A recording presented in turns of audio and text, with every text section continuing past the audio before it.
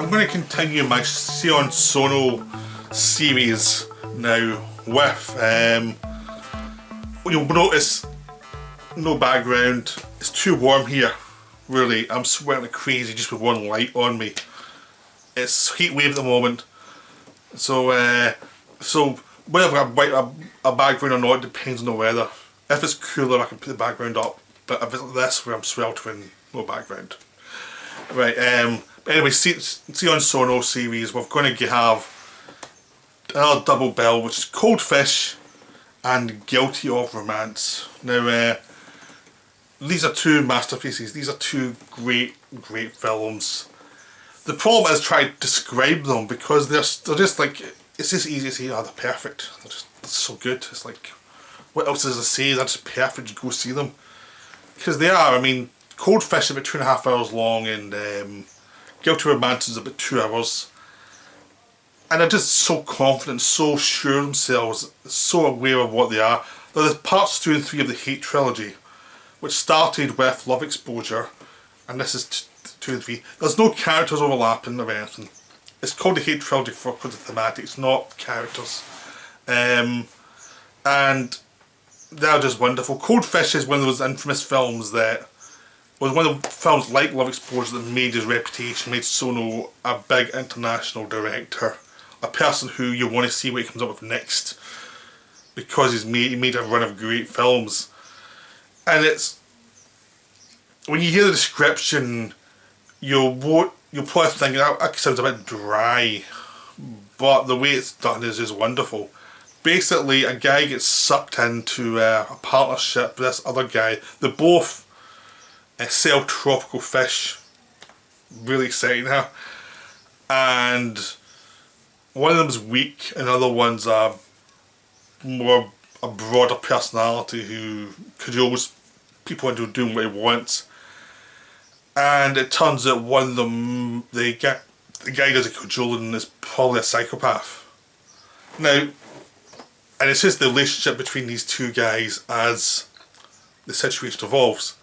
Now that could be, in the wrong hands, very dry or very much a tedious psycho killer movie that we've seen a million times and wish we hadn't, because so many of these ones where you have a psycho preying on a poor guy, usually they're terrible. Usually they're boring as hell, and they're predictable and they're obvious, and yeah, you're thinking, you're spouting cliches at me. I mean, the best one is American Friend. Wim Wenders one based on one of the Ripley novels by Patricia Highsmith. That's a really good one. But most of the time they are really obvious, and have the killer been so broad and have the hero been so weak that you can't really empathise with either of them. In this one, it's much more like what's evil in your personality that you suppress, and what's the difficulties that you actually cause yourself that you won't face up to, and what's the downside of embracing the dark side of your personality. You know, so it's much more exciting because it's not about the two extremes coming together. It's just like, how are they linked and how does one become the other. And because early on the flamboyant one says, yeah, I was just like you once, and it's obviously given into his inner ego and just become impulsive and just become this monster, and he does whatever he wants. And the guy who's the other tropical fish guy, who's very quiet, he's lost his wife. He is going to get remarried to this woman who is they're very unhappy in their relationship. There's a daughter who hates the stepmother, hates her father, and she's very dysfunctional, so the creep can use her to get to them by giving her a job in his place, and then bringing them in as partners and things like that, and working on their greed. But that's the least interesting part of it. The most interesting part is all the characters and how they interact and how they develop. Like the weedy guy stays weedy for a very long time. He does not flower for a very long time. A lot of the film is him watching and reacting subtly to things and feeling like he's getting more and more shoved down by this other person who is dominating his life, taking over his life. especially as it becomes criminal and there's no way around it. It's like at least when there's murders and they're getting rid of the body and cutting the body up and burning it, and he has to help them do it. You know, and he doesn't ever rebel, and it becomes a subtle thing, and he's always getting prodded by the other guy, like, I used to be like you, and when you're going to man up, and all the rest of it. It's just a dark film about, you know, this depressed guy who just is being destroyed by life. And it's wonderful because the character who's the flamboyant killer is just insane. He just has no sense of what's improper. He doesn't care really. You know, he's smart than he looks actually, but he doesn't care. Like, he's happy to needle people and set people up. Like, even his business partners, he views it as temporary. He's using them for money, and he'll get them money and he'll kill them off, and he'll start on the next con somewhere. So this con is just next in line to another con, and you suspect that the lead character we're following could end up dead at any time and somebody else will replace him. And it's all about that kind of darker side of humanity of how people are disposable to lots of others. Even your loved ones can feel disposable to you if you don't look at them the right way, and how your actions on your supposed loved ones can cause them to hate you by either inaction or the wrong action, or not discussing things with them, or being weak and ignoring them, ignoring the side effects of your actions. So you find out as you go along that the lead character has caused a lot of trauma, but he's never facing up to it because it's too painful and he's weak, and he'd rather be more of a fantasy figure, like fantasise with the universe and misplaced universe and the fish, rather than actually deal with people around him.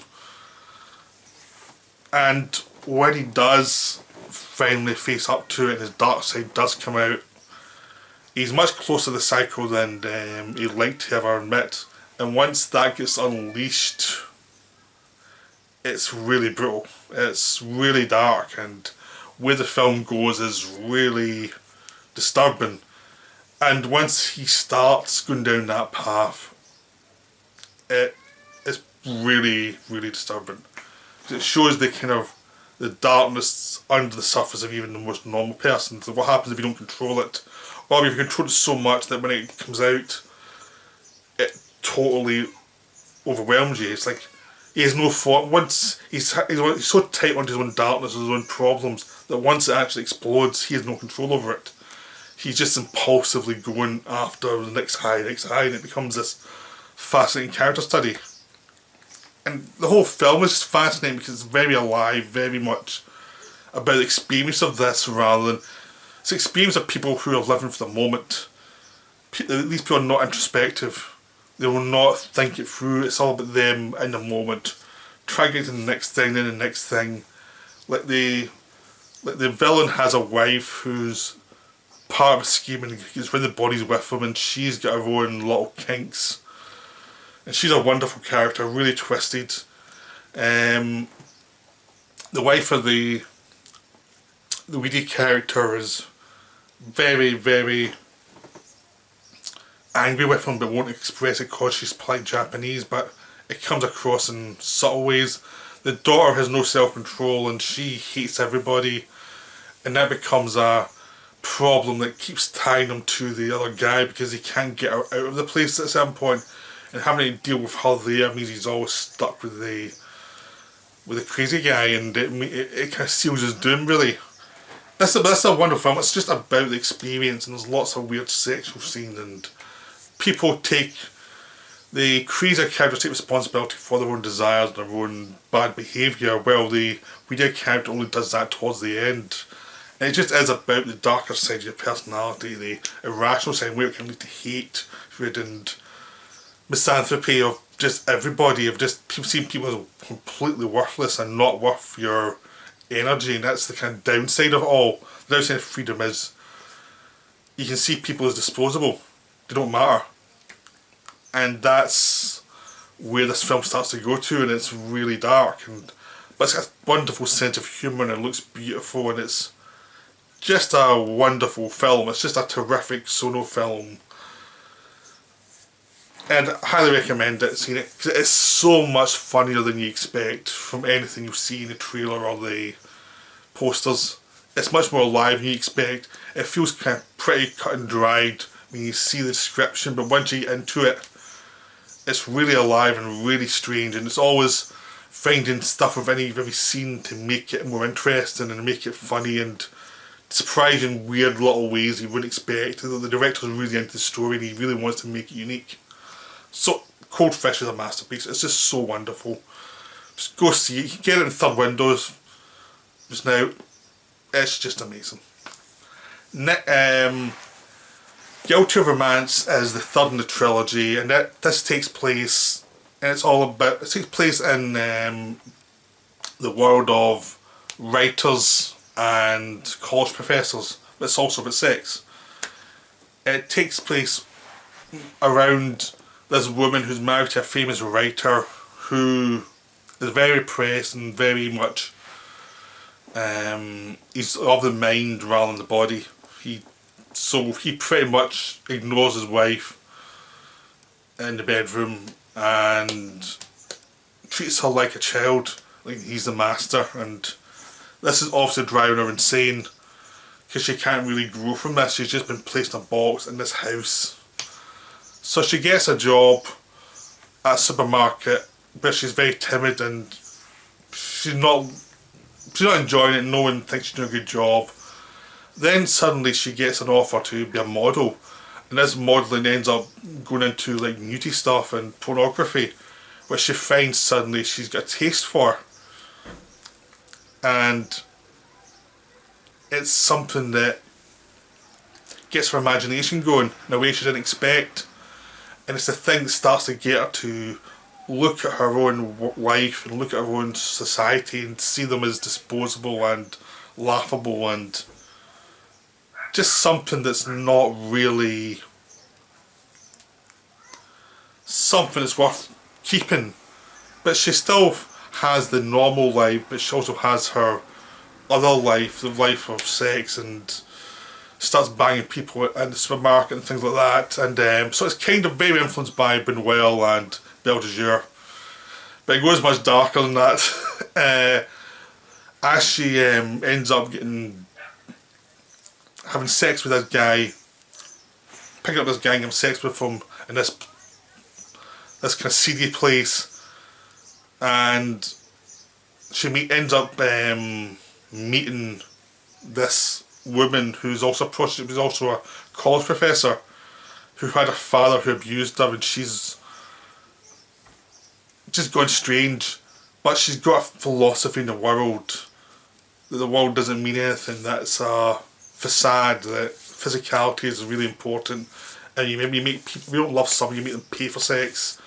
And it becomes the darker side of sexuality and female sexuality and the way they see their lives as being controlled by men, and their desires are being controlled by men, and you know, it's basically being shackled by the expectations of men, and try to find your own way through that. And where this is going really is the idea that most people are hypocrites, and like Cold Fish, is about the experience rather than the thoughts that go into things. It's about the way you experience things mixed with the thoughts that create the emotion, rather than it just being either an intellectual exercise or a sensationalist exercise. It's something down the middle, and it's about finding your own way through that. And what do you actually feel about society? What do you actually feel about yourself? What do you feel about the people you're meant to love? And it's a wonderful film, and there's a dark kind of giallo twist feel, because it starts off with a body's found and they're doing flashbacks to find different people's stories to find out where they fit into this dead body and what happens with it, and it ends up being a case of it's a tragedy, really. It's a tragedy. A lot of giallos are actually tragedies. This is a tragedy about the way people are entrenched in society, the way people are walked by society and how they can't face up to their weirder instincts, and or how they're defined by their weirder instincts. Like the people in the sex district are almost like defined by their desires in a way that's just as warped as anyone who is in the intellectual industry, who are warped by their need for intellectualization. It's like, what's the balance? In this film, no one finds any balance. But it's the process of trying to find balance and how dark and disturbing it can be. And this film has a lot of sex in it.